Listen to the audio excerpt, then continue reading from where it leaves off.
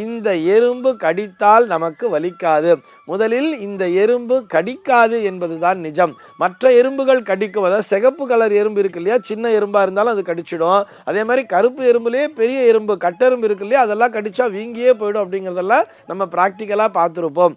ஆனால் இந்த எறும்பு மேலே ஊறும் பொழுது அது ஏதோ கூசுவது போல் தான் இருக்கும். ஆக இந்த எறும்பினை பெரும்பாலும் யாரும் அடிக்க மாட்டார்கள். அதாவது விஷயம் தெரிந்தவர்கள். தெரியாதவர்கள் அப்படின்னு வரும்பொழுது, அதாவது சின்ன குழந்தைன்னு இருக்கும்பொழுது என்ன பண்ணுவான்னு சொன்னால், சின்ன குழந்தைன்னு சொன்னால் இந்த பாலகர்கள்னு வச்சுக்கலாமே, ஒரு 7-8 வயசு இருக்கிற பசங்கன்னா எறும்புனாலே அடிச்சிடணும் அப்படிங்கிற ஒரு சிந்தனையிலே இருப்பா.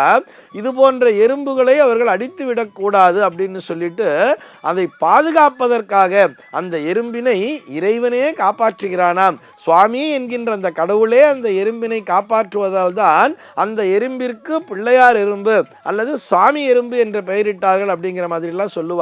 நம்ம இவ்வாறு இது வந்து சுவாமி எறும்புப்பா அப்படின்னு சொல்லிட்டா இந்த குழந்தைகளும் அந்த எறும்பினை அடிக்க மாட்டார்கள் தானே.